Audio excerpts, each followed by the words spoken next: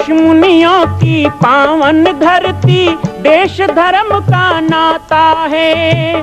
कहते सारे लोग यही हैं, गो हमारी माता है। जाग उठो ओ भारतवासी, जाग उठो ओ भारतवासी, गो पर छुरियां चलती हैं। बंद करो गो माँ की हत्या, सारी जनता कहती है। बंद करो गो माँ की हत्या, सारी जनता कहती है।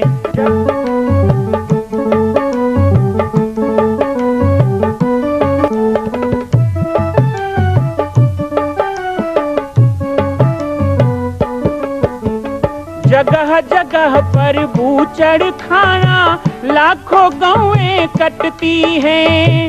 किसे सुनाए व्यथा हमारी, नैना नीर बहाती हैं।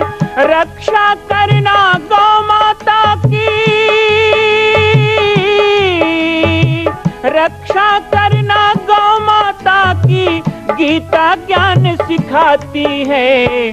बंद करो गो माँ की हत्या, सारी जनता कहती है। बंद करो गो माँ की हत्या, सारी जनता कहती है।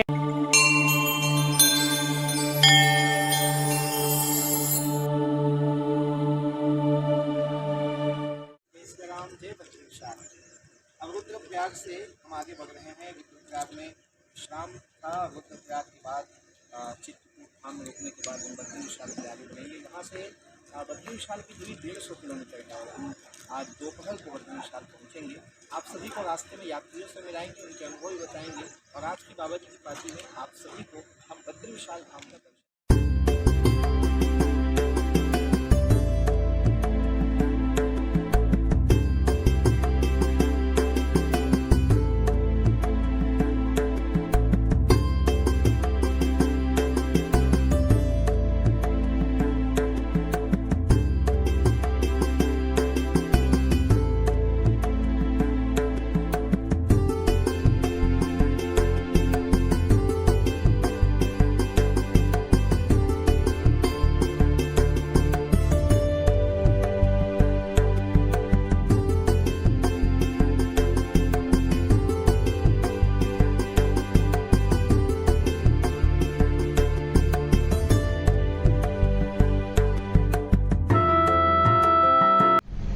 बद्रीनाथ के मार्ग में जब देवदार और चीड़ के पेड़ हमको मिलने लग जाएं और चीड़ से भरा हुआ ये घना जंगल, तो समझ लेना चाहिए कि हम एक निश्चित ऊंचाई पर पहुंच चुके हैं, जो कि अब हमें श्री ठाकुर के दर्शन कराएगा।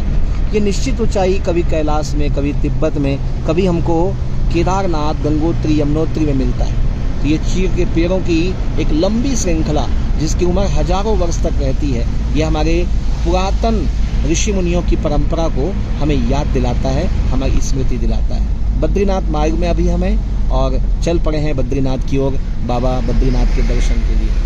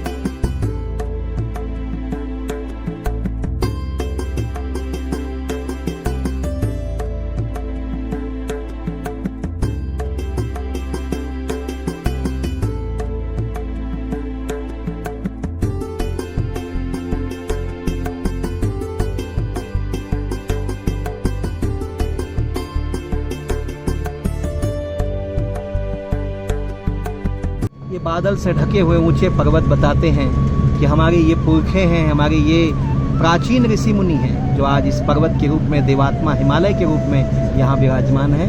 बहुत ही सुंदर अद्भुत छटा होती है गढ़वाल और उत्तराखंड के ये देव भूमि, उत्तराखंड के पहाड़ों की, पर्वतों की।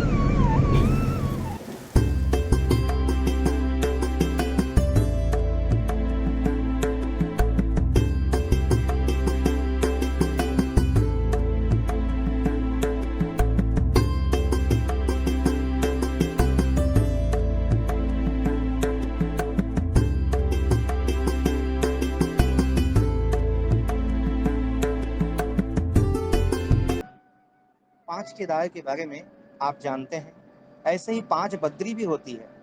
अब इसी क्रम में हम अभी रास्ते में चल रहे हैं तो हमें 5 प्रयाग मिल रहे हैं। पंच प्रयाग के बारे में आज हम आपको विस्तृत बताएंगे। पंच प्रयाग जिसे उत्तराखंड के 5 तीर्थ बोले जाते हैं। पंच प्रयाग का शाब्दिक अर्थ होता है 5 नदियों का संगम। यह सभी 5 प्रयाग उत्तराखंड के गढ़वाल क्षेत्र में स्थित है। पंच प्रयाग में विष्णु प्रयाग, नंद प्रयाग, कर्ण प्रयाग, रुद्र प्रयाग और देव प्रयाग से मिलकर ये बनता है। हिमालय के अलग अलग क्षेत्रों से नदियां निकलकर इन सभी प्रयागों में आके मिलती है और यही आगे चलकर गंगा नदी के रूप में प्रवाहित होकर हरिद्वार में हमें दर्शन देती है। अब देखते हैं कि 5 प्रयाग की कथा प्रारंभ कैसे होती है।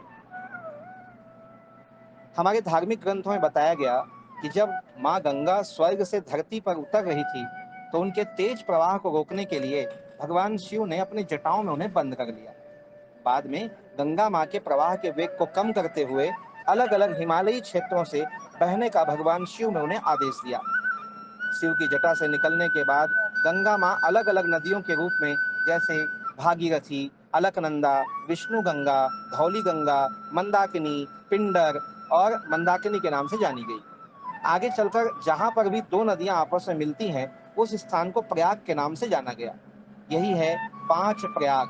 जहां जहां पर संगम हुआ उसे प्रयाग कहते हैं। यहाँ पर हमारे भारत के महान ऋषि मुनियों ने तपस्या की, राजा महाराजाओं ने यज्ञ किए और आज भी वहां पर स्नान, दान और पिंड दान का विशेष महत्व होता है।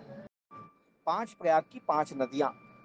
अब हम आपको उन 5 नदियों का भी पावन पवित्र नाम सुनाते हैं जिसके नाम को सुनने मात्र से, जिनके दर्शन मात्र से हमारे जीवन का कल्याण हो जाता है।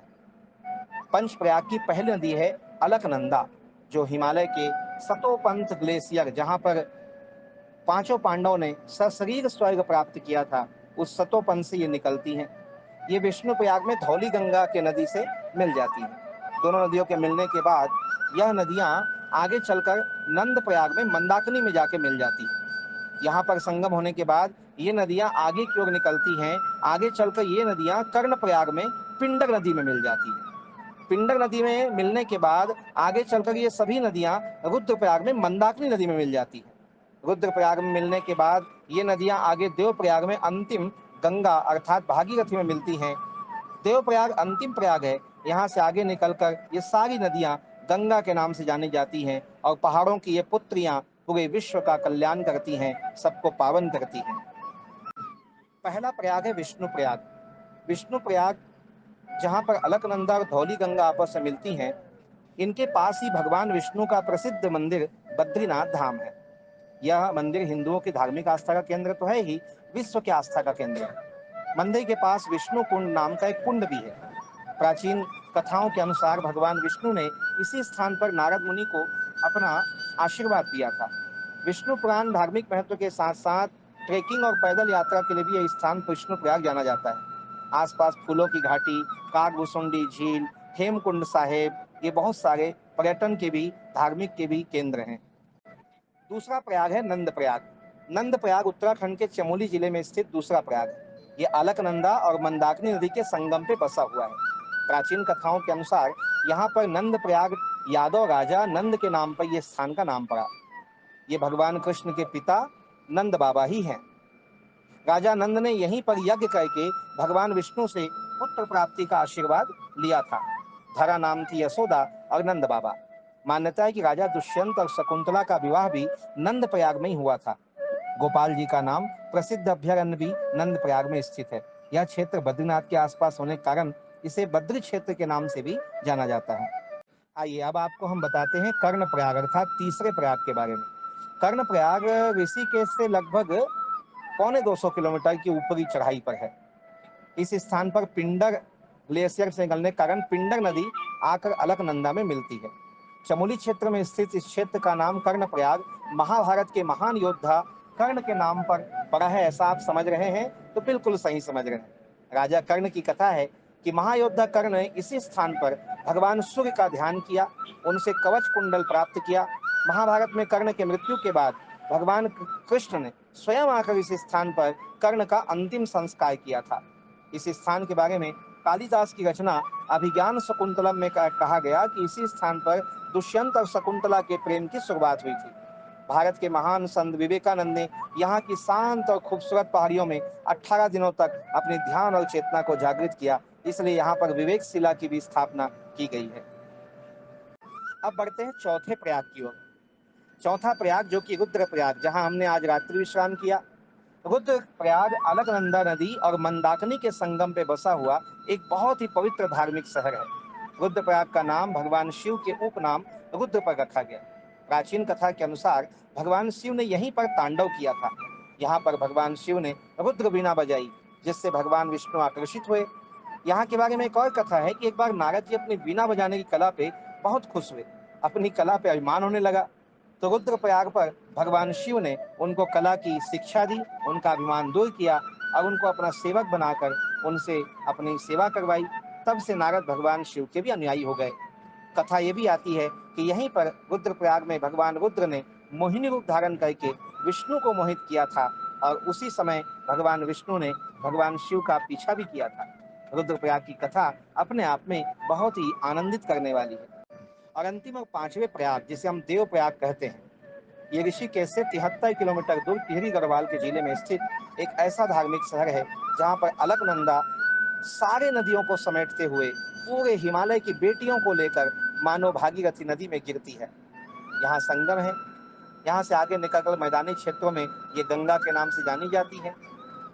देवप्रयाग पांचों प्रयाग में सबसे अंतिम प्रयाग है और इसे बहुत महत्वपूर्ण माना गया है, क्योंकि 7 नदियों को लेकर देवप्रयाग में ही गंगा जी प्रकट होती है। उत्तराखंड के धार्मिक स्थलों के दर्शन करने के लिए व्यक्ति यहीं से यात्रा शुरू करता है। ये पंच प्रयाग को 4 धाम की यात्रा से जोड़ा गया है। देवप्रयाग की मान्यता है कि भगवान राम और लक्ष्मण ने रावण, जो कि एक ब्राह्मण था, उसको मारने के बाद अपने पापों का प्रायश्चित करने के लिए देवप्रयाग में ही तपस्या की थी। यहाँ लगभग 1000 साल पुराना रघुनाथ मंदिर आज भी विराजमान है, जो भक्तों के लिए काफी लोकप्रिय और आस्था का केंद्र है। इस मंदिर में भगवान राम की मूर्ति है, अन्नपूर्णा जी हैं, हनुमान जी हैं और शंकराचार्य जी ने इस मंदिर का जीर्णोद्धार करवाया था।